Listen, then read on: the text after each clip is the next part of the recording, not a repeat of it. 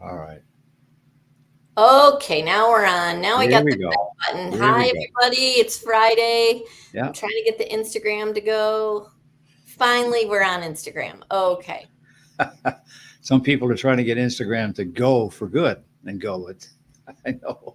What? All right. We So just we just wanted as a way to reach some of you folks. I'm Robin, and this is Dennis, and this is our podcast, Outwitting the Manipulator, Protecting Yourself in Real Time. And what a juicy topic for today. Yeah. In the next 30 minutes, we're going to talk to you about a difficult topic. How do Why you are you so close to your camera, Robin? Are you to manipulating us? recognize your own manipulative Oh my behaviors. gosh. Kind of like my partner just now.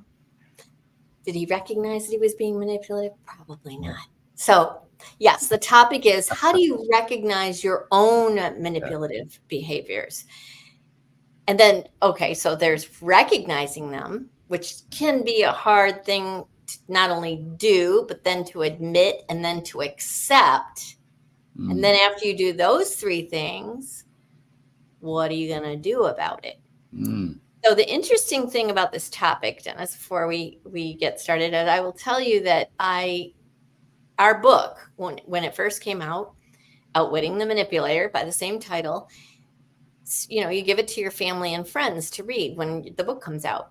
And I've had a few people that are close to us, I'm going to say two to be exact, came back to me and said, what do you do if you realize you're the manipulator when I'm reading Oh, it? yes. One person said that to me, and the other person said, I'm Hmm. not ready to face this. So Aha. I'm not going to be reading your book. Because our book it's plain English, it's everyday English, but it forces you to face the Hmm. personal responsibility that you have Hmm. in being a target of manipulation. Because you're not going to be able to control the manipulator, but you can control yourself. So let's focus on the self for the next 28 minutes, Dennis. You remember, Robin, when we wrote the book, I remember that having to be a very serious concern of ours, that if we wrote all of this stuff and told people how to protect themselves from these 24 tactics that we reviewed and so forth, we were concerned that the manipulator would read it and figure out what's going on and be even a better manipulator. but I this remember is a that different, conversation. this is a very different than that. Yes, This I is understand. We decided that even if that happens, this is more important for us to tell folks these things. Even if a manipulator finds it, it's more important for you to know what's happening. And now we're talking about something even more different, and that is, are you the manipulator? okay. Let me back it up. Everyone manipulates. Mhm. Everyone has manipulative tendencies. It can be situational. It can be a certain person that you and technically, really, if you think about it, when we teach you the self-protective techniques, some of those are manipulating the manipulator Yeah, because right. that's their language. Now, let's be really clear.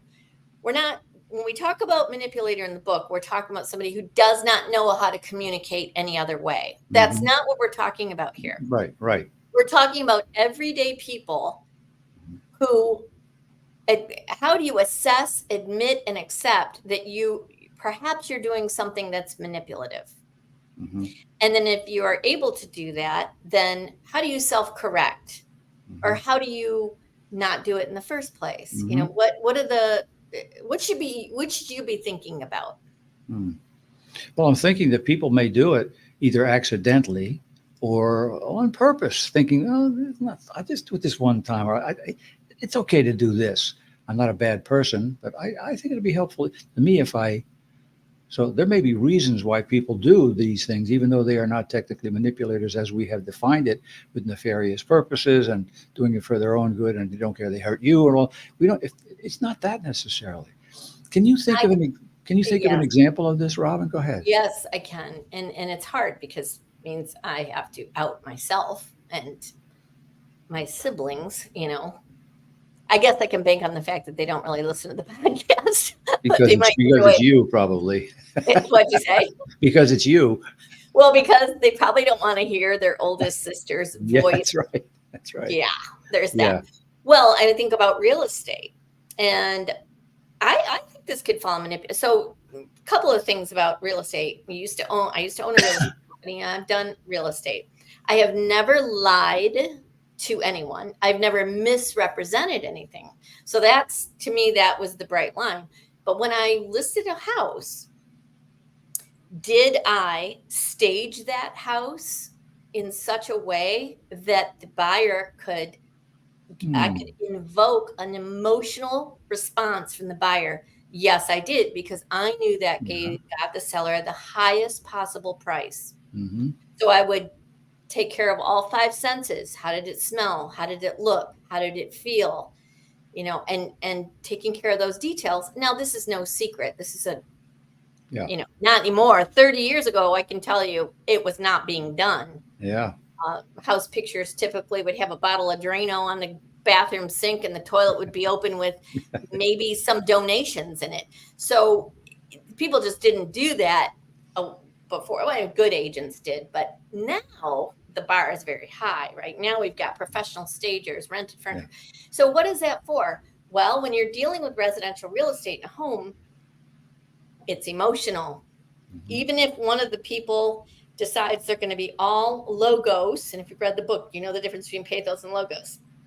Even if one of the buyers says, no, it's numbers, I'm looking at the interest rate, I'm looking at the square footage, I'm looking at the maintenance costs, I'm analyzing and assessing the safety of the neighborhood and the school rankings and all that, I can tell you it won't matter at the end of the day. Mm-hmm. Inevitably, it's an impulse purchase. Buyer decides right then and there. Typically, it's driven by the female, whether she's a breadwinner or not, whether she wears the pants or not. The female drives the purchase price in residential real estate most of the time. And it's emotional. How does it, I feel like I could live here. I feel like this, I could be happy here. I feel like, so invoking those emotions, when you're dealing with pathos, people will typically pay more than they should for the house, and they do all the time. Mm. I'm having difficulty, like I suspect some of our viewers and listeners are, calling that manipulation.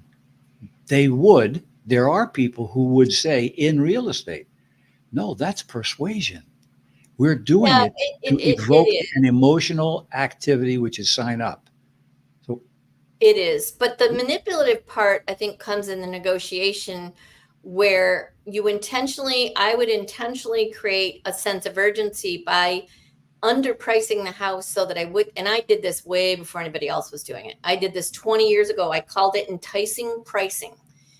And I would underprice the house. Now, my sellers had to trust me completely, and I told them this would drive demand, and people would typically overshoot. Whereas if you overprice, which most people do, they sit and they end up going lower than they would have if they underpriced and handled the negotiation properly by creating urgency. This is more than I want to know about real estate. How is this? I know, I'm sorry, but I mean, that's my point. It's a little manipulative because you're relying on what you're relying on is human behavior. Yeah. This is what the algorithms do in the social media. They now are very good at predicting and controlling human behavior. Which is the same thing that people who are in sales or selling and persuading, it's the same thing that they do, isn't it? What's the difference between persuading and manipulating? Yeah, we talked about this. It's a fine line, right? If they withhold information, if they misrepresent information, then it's manipulation. That's right. That's exactly right. Then going back to the self, if you find yourself spinning a story, well, we always tell our own personal stories, putting ourselves in the best light. And you use the term that's used in the media a lot, spinning the story, so that the story it winds up coming out not being exactly what it was, but it's got a spin on it.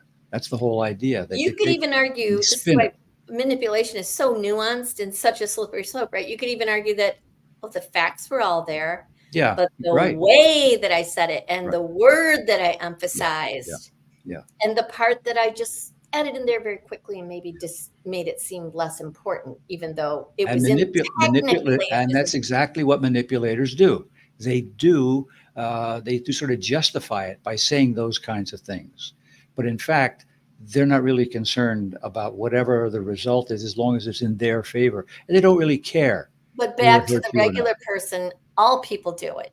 Yeah, yeah. All people do it.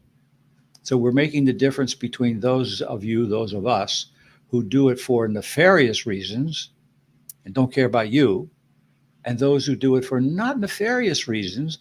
But what other reasons why somebody do it, do you think? So there's many reasons, but we also want to help people identify when they're doing it. Mhm. So we want to help the regular person identify when they're being manipulative. When do people do it? They do it often with returns where they don't have a receipt. I mean, I know plenty of people, they bought something at Walmart, they take it back to Target or whoever's got the better, policy and insist that they bought it there. Or they didn't use the equipment according to the instructions, but they leave that part out and say, no, we followed the instructions and it didn't work. And, they often, customer service must be very good at having to deal with these kind of But things. some of that is just outright lying. Some of it's just outright dishonesty. Some Not of it necess- is. So Yeah. the key is so you as a person, you make these choices all the time about what you're about being manipulative. I mean, everybody's manipulative at some time or another. I think the key for me is if you're aware of it, and you decide, yes, I know I'm being manipulative right now, but I feel justified and I'm going to do it anyway. Yeah. That is much better than having behaviors or speech patterns or anything that are manipulative Mhm.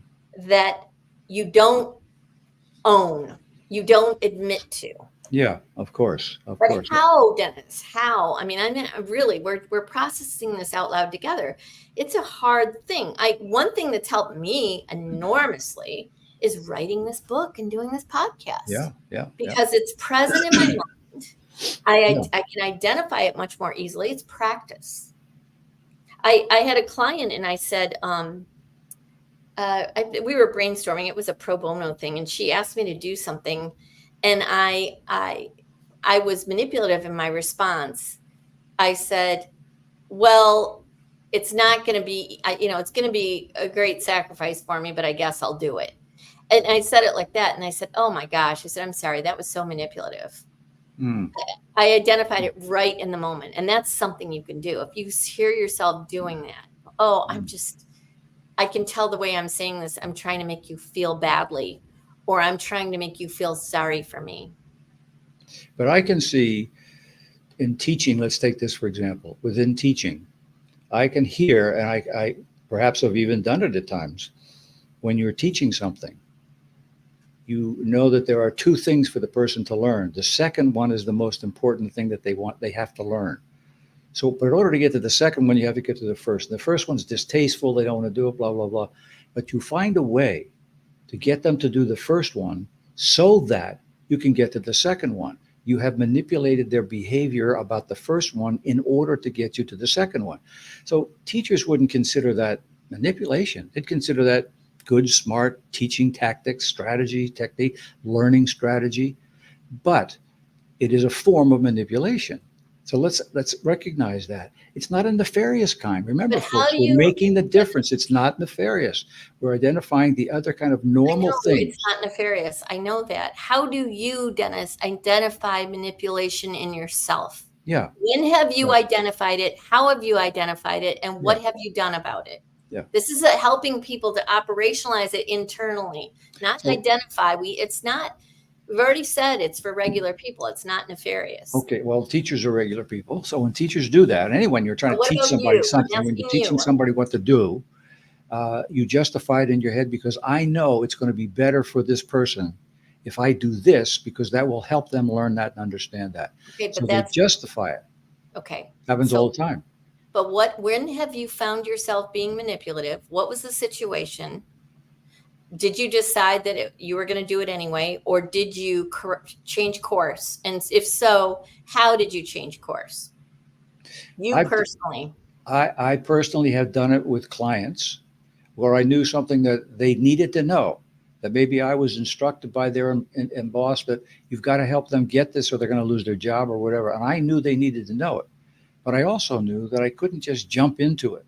They would reject it, they would deny it, and so forth. So I had to find a way That's to help them strategic, get though. ready to learn, to be ready to learn what I really needed to teach them and train them to do. So I had to find a way. And some of those ways that I found felt a little bit manipulative because I knew even though it wasn't really what I wanted to do, it was going to get me somewhere else for the good of the client. So that's where the justification comes in. Okay, but what about a situation where you didn't feel good about it? You knew that you were just, I don't know, maybe taking advantage of somebody who wasn't as smart as you, or like I gave that customer service example. What can you think of any example like that? Fortunately, not. I don't tend to do that. So Well, aren't fortunately, I'm you not. an I'm not angel? like that. Yeah, no. Seriously, I No, don't think it's of it that true. way. You are very, Dennis meditates every day. He's also got a PhD in communication, so he's very thoughtful about his communication and intentional. So I probably knew better than to ask you, but I will say that being raised by a manipulator, so being the target of a manipulation, growing up my entire life, and then being in a marriage with a manipulator, I absolutely know how to manipulate. I absolutely know how to manipulate. And I've had people say to me, I don't know what it is, but you're able to convince me to do anything. And I just want to avoid you. I had a good friend. She's like, I don't know what it is, but you always talk me into stuff. Yeah. Well, I didn't realize that I've really had to learn about this type of personality that is very, and I don't want to use a pejorative word here. In my mind, I would say something like gullible. Well, that's pejorative. A person who's open, I would call it more open, more easily influenced. Because I'm a skeptic and because I don't have that, we often don't see other people who have things that we don't have. We project what we have onto them. So this was news to me. I had no idea. And she felt like whenever I had an idea or a suggestion or said anything, that it just permeated her being and Mm. influenced her to the point that she didn't want to be around me anymore. Okay. Let So me give you that's this, let me give you this example and see if I get closer to what you're talking about. This actually happened with me. I have four kids. When they were growing up, my wife and I monitored the things that they watched on television, like a lot of people did, and what time they were out, who their friends were, and all that. So they were in their early teens, I guess, maybe tweens, that sort of thing, around that age. And my wife gave me for a Father's Day, she gave me a poster, poster size poster. It was a plain white piece of paper with black splotches all over it. And at the bottom of it, it said, people who argue better aren't always right. And I thought, what's this for? Because I knew I was a good talker and I was a good arguer and all that. I said, what's this? She said, because you're manipulating the kids. You're being harmful to the kids when you. I said, what are you talking about? She said, well, every time we have a discussion about what kind of things we let the kids watch on television, you always win the argument. You always win. Who's going to pick up the dog messes around the house? You always make the decision. Even I said, we have an open discussion about it. She said, but you always win. Mm. And I said, well, I'm the father. I'm supposed to make these kind of decisions. I'm supposed to guide them. She said, it's not guiding. You are actually manipulating them and you are teaching them how to be losers. Yeah, What it that's a means. She tough said, thing because to hear. every time there's a discussion, decision to be made, you always win. So now they're growing up to be losers, to feel like And losers. to think transactionally and think in Yeah. terms of win lose, which is the manipulator I mindset. didn't I didn't think about it as being nefarious. I actually thought it No. was a good thing Yeah, because you until came by it honestly. she helps me Yeah, to point it out. this is a very good point. And this is exactly and you came by that honestly. You're the oldest of 9 children. I'm the oldest of 7 children. And in my case, and well, your case too, there's a wide, so we took care of babies and toddlers our whole life because there's a wide age span. It's very hard when you're in charge and you're the oldest kid that you immediately fall into that because you have their safety they're in your charge. You're responsible for them. And they're wild animals. It's like Lord of the Flies. I had 4 brothers, they're crazy. So yeah, I resorted to manipulation for sure. Let me give you this example. It's a little bit different. There was in, I don't know whether 70s, I guess, or so, I forget when it was, a long time ago. A woman, a professor from Boston University, wrote a book called The Plug-in Drug. That's what it was called. And it was about television and the use of television to babysit kids, okay? And the book, people read the book and thought, yeah, this is a good thing. It does help the kids. If I watch the television, they watch, I'm helping them know what not to watch, and I don't let them do it now. Da, da, da. And then there was another spin on that same book. The author came out and said, "No, wait a minute. You may interpret what I said as your attempt to guide them as to what's effective and what's positive to watch on television, let's say." She said, "But let's face it, it's a plug-in drug. You plug that drug in, that television in, so that you can have quiet time. It's not about the kids. That's You have actually, manipulated their behavior to suit yourself." and People that's never thought gotten about that as so, nefarious, but that's an example of the kind of manipulation we are talking about today, and folks. it's so much worse because it's all about control, attention, and creating the consumer, right? So back in the day with the television, this is why it was very bad that I think it was Reagan who deregulated children's television. When I was a kid, they didn't have sugary cereals and all that stuff on. They had children's public television was regulated. You didn't see ads. Yeah. And it was educational. I learned the alphabet. I learned to spell. I learned 3, 6, 9, 12, 15, 18. I still sing Schoolhouse Rock. So all of that. Now it's passive, it's commercialized. And Dennis, I don't know, I just read this article. They're diagnosing kids with something called digital dementia because these newly formed brains, little babies, 1-year-old people are sticking screens in front of them. I see it in the restaurant all the time. Hand them an iPad, don't engage with them, don't converse with them, don't make them think. And why are people doing that? Why are they doing that, Robin? Because first of all, they're normalizing it. So they've been conditioned and manipulated to think that why do they do that? Because they don't have to do anything. There you go. It relieves them. It manipulates the child to relieve them to be able to do something else. It's the same thing when you get kids get ready to go to school in the morning and they're screaming and yelling until they get their pancakes, or you want to give them a juice. As soon as they get it, you've manipulated them not just to satisfy their crying and their need, but to satisfy your need to have silence or to be able to go over and do something else. So when we talk about what are you doing, folks, these are the kind of things that we're talking about. That's the worst. We're not necessarily calling you nefarious, but we want you to recognize that even the average of us do these kinds of things, even if it's not for a nefarious purpose. That's what we're talking about. Yeah, it may not seem nefarious, but you are harming your children if you're doing that. I can tell you right now. And then there's that, of course. The kids should not, they should not. Their brain is actually being wired to be passive, to be consumer, to be entertained instead of creative, engaged, critical thinkers, problem solvers. It fortunately now on social media, you're seeing a lot of that come to light, but a lot of kids, I think, especially the kids during COVID, it wasn't good. And we're not just talking about actions that adults take with children. We do this with each other. As adults, we do this all the time. Yes. So let's recognize. And we rationalize it. That's right. Let's recognize that we do it. And it doesn't mean that we're nasty, evil people, but it's a technique. Manipulation is a tactic that works. It works. We all do it. And we do it sometimes for very positive reasons. Put the kids to bed early when Santa Claus is coming. mean, come on. We do it with all kinds of things, Yes. but it's not the kind of manipulation we're talking about. So we want you to be aware that you do it, but we're not calling you a manipulator in the way that we've been talking about all these times. All right. So that you But know that. I think the best way, I don't want to say the only way, but definitely the most effective way to learn about yourself is through relationships with others.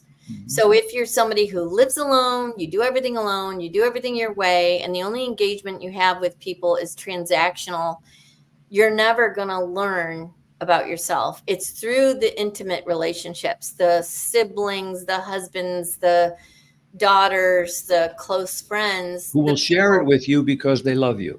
That's right. And that's what I want to say. But are you a person that can be shared with? So Yeah. I will confess and admit that I have not been uh, a good receiver of information like that. It's taken me a long time to learn that Mhm. because I I don't know why, but I was insecure. I was defensive. I felt like it was a personal attack. But it's through motherhood, really. And now I'm a grandmother that I really, that your children can really be your leaders in this. And because That's you right. really want to do You right by your learn. kids. You've learned. You want to be a better person. You want to do right by your kids. Yeah. And so They would say I stuff can to me. say, I can let folks know who don't know you very well, know you as long as I've known you, that one of the reasons Robin is a very good coach is because she has been through all of these things. She knows what it's like to be that target. And she has turned all of that around in her life. And through our studies and research and work that we do, I'm proud to be able to say that I'm working with a colleague who really can help you understand how to protect yourself in real time because she's had to do it. So that's one of the main reasons why we do these podcasts and why we wrote the book, because we know enough about this to be able to help you with it. That's Yeah. why we're here every Yeah. every week, frankly. Yeah, and it helps anything that you've been through that's traumatic. Why waste those lessons? Yeah. Like whatever you're learning is can truly benefit other people. And I hope you hear there is a degree of intensity, a degree of seriousness in all that we're saying. So when I talk about how you manipulate a kid, for example, or a colleague or a sister or brother, the intensity, the intention, the purpose, and of course the result of it. You don't want to do something and have somebody get hurt by it in some way, but the intention and the purpose with which you do it is the fine line between you being a manipulator, like the one we're talking about all these weeks and months and years, okay, between being that person and being a normal human being who utilizes the certain kind of a thing, sometimes for the good of the other person, sometimes for yourself, but as long as it's not for nefarious reasons, we're okay. But even when you manipulate for what you consider to be good reasons or valid reasons, take responsibility Yeah, for the consequences. So if somebody is hurt, if yeah, somebody feels betrayed because you left out a significant piece of information, yeah, it could be that you left it out intentionally. It could be yeah, that you left it out by accident because it yeah, wasn't right, important to you, but it was important to them. But take ownership for right, that. And it will right. help you with your relationships, but it will also help you feel better about Yeah. yourself. That's what our manipulators are never going to do. They'll never Oh, admit it. no, they're They'll not. always blame you Forget for that. it. No, no, no. Say you're Yeah, too sensitive and all that stuff. We know all yeah, about yeah, that. yeah. We've talked about You it don't. every week. They don't. This is different. Yeah, this Take is different. responsibility for it. That's correct. Robin is right. Take responsibility for it. And if you don't have to, if you have to admit, I'm sorry about that. I didn't mean you'd be hurt by it, or I didn't intend it that way. Go ahead and do it. For crying out loud, the Well, it's and, authenticity and is beyond saying I'm important. sorry, get really curious about why you did it because that helps. Yeah. That Yeah. helps you actually correct it at a root level. And Hmm. that's a hard thing. It's That's hard tough. to look at yourself and say, gosh, I think I gave her that backhanded compliment because I really envy her. Yeah. Yeah. That's a hard thing to face. Yeah. So, but when you do that, it Hmm. it it just does wonders for your own personal Yeah. confidence and Yeah. strength and healthy relationships and all those good It things. helps you realize that you are not the manipulator we've been talking about all this time. You're No, normal. and you are human though, so you are That's going to right. make mistakes, and we all do. But we're, Well, this was more exploratory today of trying yeah. to get underhand of, do you see it? Do you own it? And if, what do you do about it? We'll talk more about this in our workshops coming up. Robin, would you share a moment with everybody about how they can get in touch with us and be in part of the Yes, please workshop? go to our website at Wit in Real Time. You can sign up for a free consultation with us that we will tell you how we would coach you for any situation you're in. So there's like 15-minute session. You can sign up with Dennis or I and speak with us about what you're facing with regard to manipulation. And we have workshops, public workshops. So you can follow us there as well and stay in touch. All right. It's Dennis or me, by the way. It's not I, but who cares? I knew it as soon as I Who's said it, paying but attention? see, I can take coaching. All My right. Aunt Betty always corrected me, lie and lay. I stopped using the word lie and lay because I could never get it right. People lie and objects lay, or I couldn't remember. But I thank hear you. you. I Thank you couldn't for the resist grammar that one. lesson. That's an added bonus All to right. Listen, we love having these moments with you, and I hope you're enjoying it. And I hope you're learning something from us. That's why we do it every week, and every week's different, obviously. And we're also featuring guests. We've got a couple of guests lined up for the next few sessions, so be sure to tune in with us. It's every Friday, 4 o'clock Eastern Standard Time. We'll be with you. Please be with us. She is Robin Golinski. I am Dr. Dennis Becker. Thanks for being with us. Bye for now.